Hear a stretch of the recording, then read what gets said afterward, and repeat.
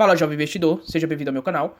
Hoje vamos estar comentando aqui sobre 3 erros que todo investidor comete quando inicia sua trajetória no mundo dos negócios. Então, basicamente, pessoal, todos esses erros aqui eu cometi. Então, os 3 erros aqui eu cometi e não tem problema algum você cometer eles, porque você está iniciando e, como todo início, sempre é difícil. Mas antes de comentar sobre isso, gostaria de convidar você a se inscrever no meu canal. O canal vai comentar sobre resultados trimestrais das principais empresas listadas na bolsa, notícias do mercado financeiro e também conteúdos de amadurecimento aqui da sua educação financeira. Também vamos acompanhar o crescimento da carteira do canal rumo à liberdade financeira no médio e longo prazo, ou seja, entre 10 a 15 anos. Lembrando, pessoal, que esse vídeo nunca vai se tratar de recomendação de compra ou de venda, beleza?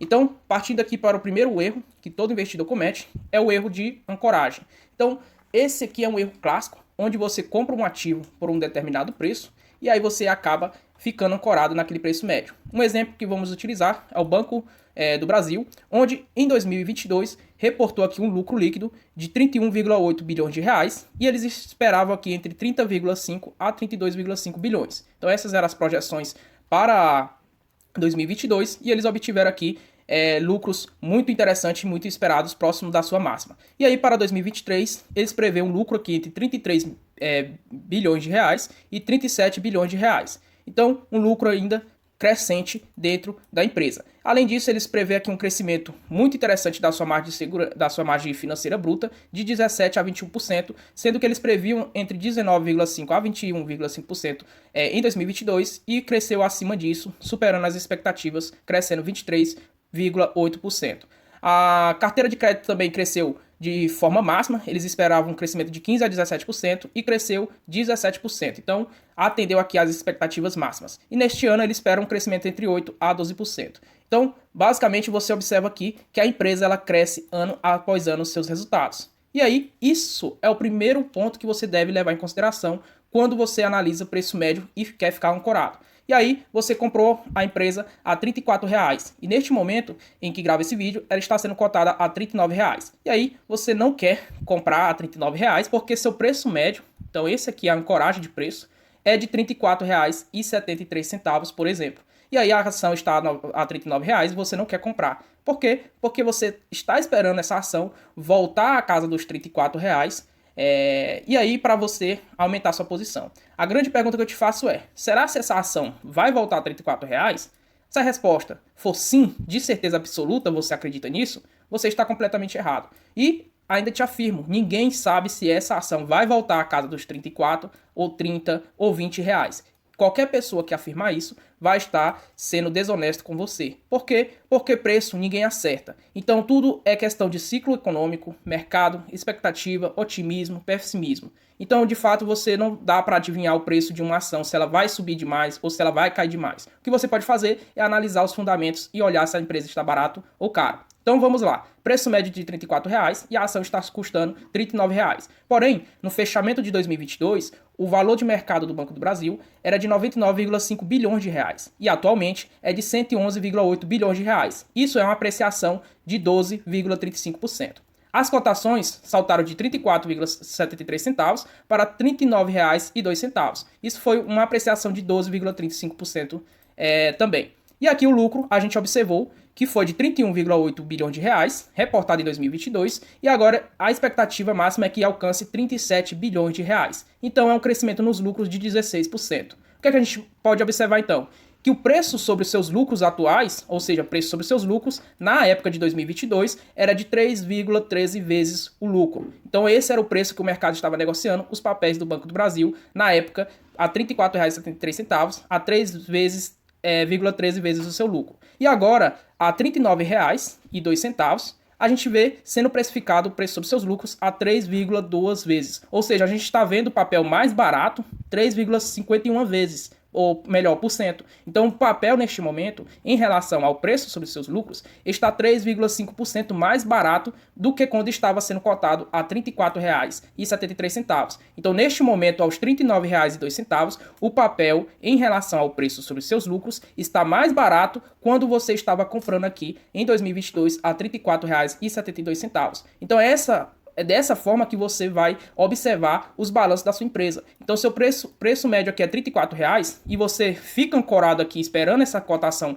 baixar, talvez essa cotação não vai cair nunca. Então imagine o Basic que comprou a R$ 2,50 ou abaixo disso, esperando o banco voltar a esses preços para poder comprar ações do Banco do Brasil. Não faz sentido. Por quê? Porque é impossível um banco voltar, não vou dizer impossível, então vou retificar. É improvável que o banco volte a esses patamares de preços. Por quê? Porque seus lucros eles crescem ano após ano. E como a empresa cresce seus lucros, cresce também seu balanço patrimonial, cresce toda a sua marca e praticamente é improvável que ela volte então a estaca zero novamente. Então o que você pode fazer é calcular o momento da empresa e o quanto ela está valendo no momento. E neste momento, aos R$ 39,00, em relação ao preço sobre seus lucros, está mais barata do que quando você estava comprando a R$ 34,73. Então, de fato, é isso que você deve ter em mente e não ficar vibrado em preço médio. E nessas cotações de R$ 39,00 e nesses lucros de 37 bi se acontecer em 2023, você vai estar tendo aqui um dividendo yield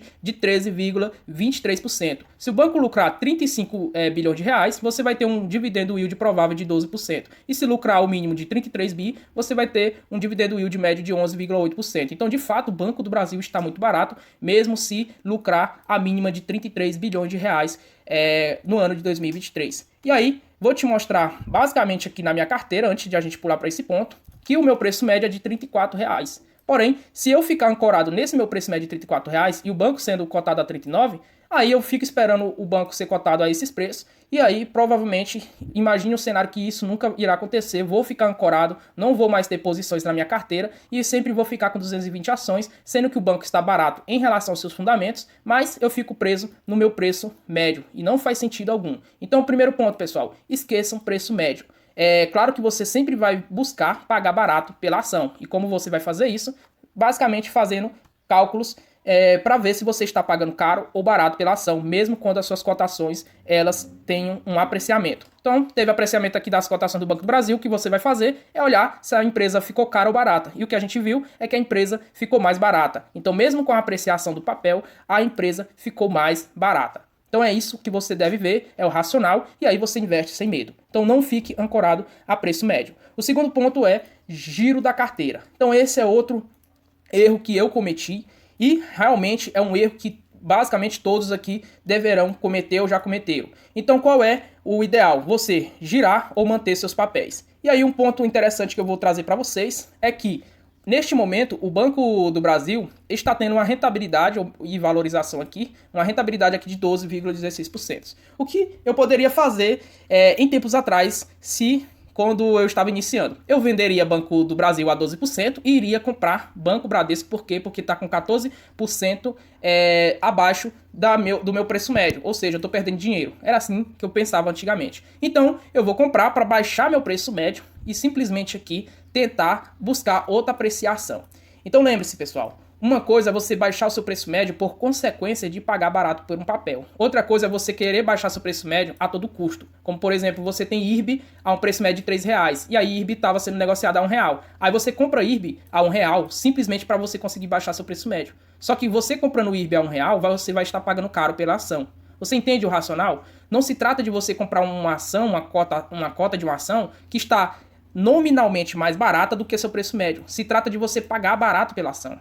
Então, neste caso do Banco do Brasil, que está sendo negociado a R$ 39,00, ele está mais barato do que quando eu estava comprando a 34. Então, faz sentido eu comprar Banco do Brasil.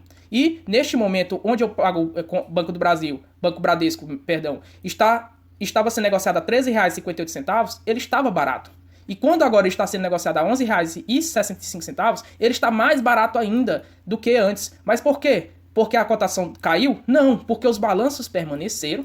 Então os balanços permaneceram intactos, ou seja, o banco teve um lucro de 20 bi e ele está sendo negociado a 0,78 vezes o seu valor patrimonial. Quando eu estava comprando aqui, o banco estava sendo negociado a uma vez o seu valor patrimonial. E agora o banco está sendo negociado a 0,78 vezes o seu valor patrimonial, tendo lucro de 20 bi. Então o banco não só teve seus papéis caindo aqui, perdendo valor, como o banco ficou ainda mais barato. Então sim faz sentido eu continuar comprando o Banco Bradesco, e aí a consequência vai ser baixar o preço médio, mas não porque eu estou comprando simplesmente para baixar o preço médio. Então esqueçam preço médio e você sempre calcule o preço da ação, se você está pagando caro ou barato. E aí se você vê que está barato, você compra, independentemente se o preço atual é maior do que o seu preço médio ou se o preço atual é menor do que o seu preço médio. Então, em via de regra, esqueçam preço médio, não fique vibrado em preço médio, e eu sei que é muito difícil no início você desapegar, como eu também passei por isso, e foi muito difícil eu desapegar do preço médio. Então, giro de carteira, não façam isso, porque você pode deixar de pegar uma apreciação do papel do Banco do Brasil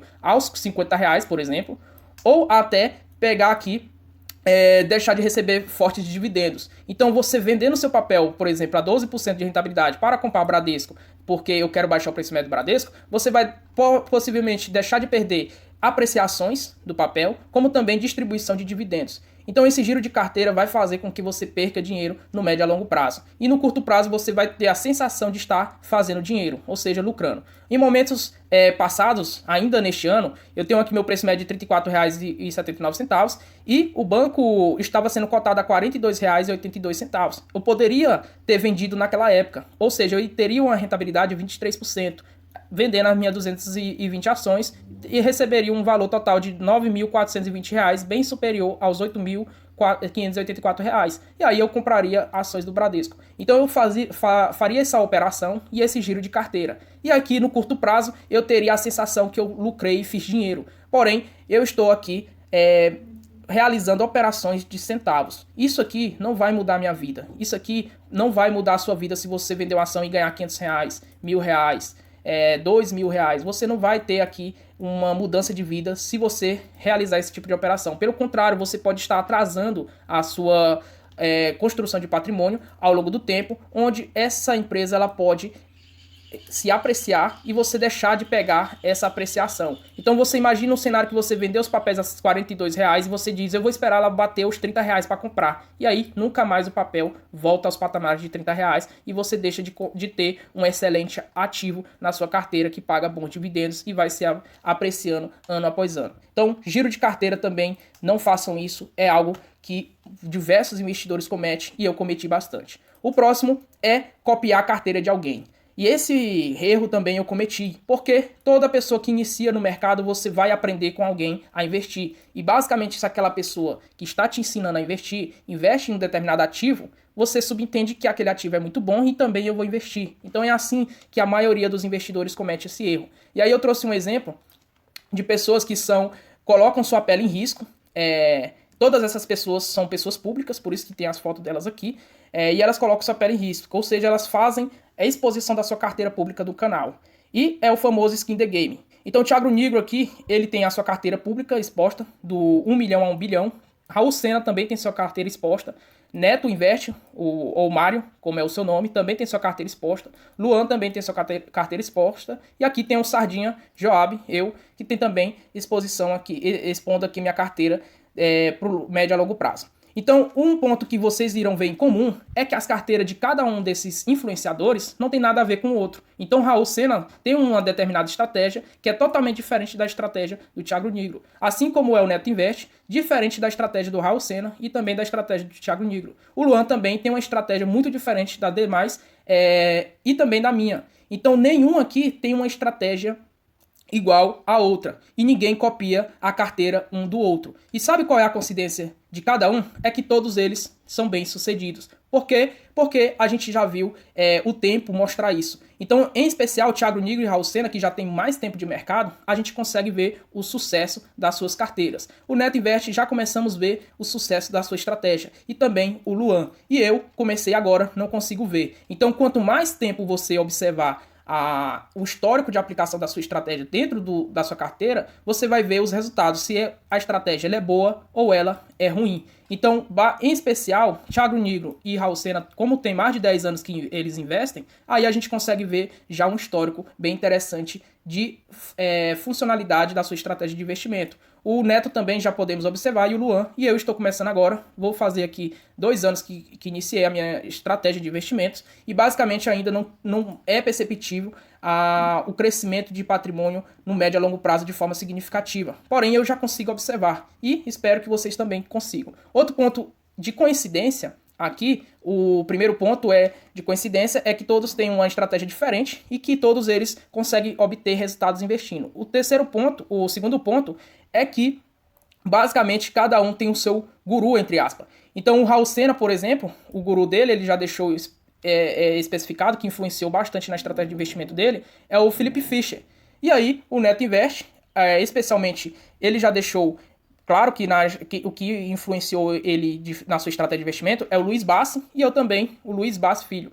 Então, observe que todos eles vão ter entre aspas, um guru, ou seja, alguém que inspirou eles a investir. Mas não necessariamente seguimos as regras de fato desses gurus. Cada um desenvolveu sua estratégia de investimento. Por exemplo, o Luan, ele diz que não pode mais do que você ter 5% de exposição em um ativo. Então você vai ver na carteira do Luan diversas empresas com no máximo exposição a 5% em cada uma delas. Já o Thiago Nigro, ele faz uma série de diversificação que é a Arca, ou seja, ele pega ativos de ações, fundos imobiliários dos Estados Unidos e ações estrangeiras, e ele diversifica isso em 25% para cada um aqui dos ativos, e aí tem um total de 100%, e ele faz esse balanceamento de carteira. O Raul Sena, por exemplo, ele balanceia também sua carteira pelo método burro. Então você vai adquirir, então, ativos conforme o seu perfil de investimento, e aí você vai ter sua carteira também diversificada, como vamos usar os mesmos ativos, ações, fundos imobiliários, ações dos Estados Unidos, fundos imobiliários dos Estados Unidos. E aí, conforme a renda fixa, vamos botar a renda fixa aqui, conforme a renda fixa aumenta e os ativos de ações caem, aí onde você vai investir, se aumentou aqui e aqui baixou, você vai investir aqui. Então esse é o método burro adotado aqui pelo Raul Sena. E basicamente o meu é você encontrar oportunidades e essas oportunidades você observar seus fundamentos e de fato ali, se ela estiver barata, aproveitar e comprar essa ação, montando sua posição nela enquanto ela estiver barata. Quando ela deixar de ficar barato, aí você para de aportar e aí você vai escolher outra oportunidade e você vai colocar na sua carteira. E lembrando que essa estratégia que eu utilizo é uma estratégia muito utilizada pelo Luiz Bassi Filho, pelo Warren Buffett. Então o Warren Buffett utiliza bastante também.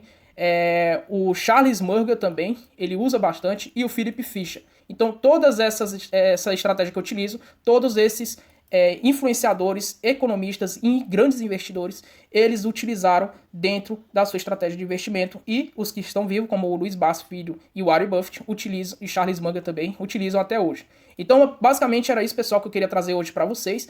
3 erros que podem acabar com os seus investimentos. E aqui eu indico também para vocês darem uma olhada no meu site aqui, Jovem Investidor, que vai estar na descrição do vídeo, e acessar essa parte aqui de indicadores. E aqui vocês vão estar entendendo melhor o que significa o indicador PL, PVPA, EV/EBIT, LPA, VPA, indicadores aqui de endividamento, como dívida líquida sobre patrimônio líquido, dívida líquida sobre EBITDA, indicadores de eficiência, onde você vai avaliar a margem bruta e margem líquida. Então, recomendo vocês darem uma lida aqui, é uma lida rápida, você no máximo vai ficar aqui 10 minutinhos e você vai estar evoluindo aqui seus conhecimentos acerca de investimentos. O que eu recomendo bastante vocês a estudarem. Então, sempre lembre-se de estudarem sobre seus ativos. Então era isso, pessoal. Espero que tenham gostado do vídeo. Se inscreva no canal, deixa aquele like e até a próxima.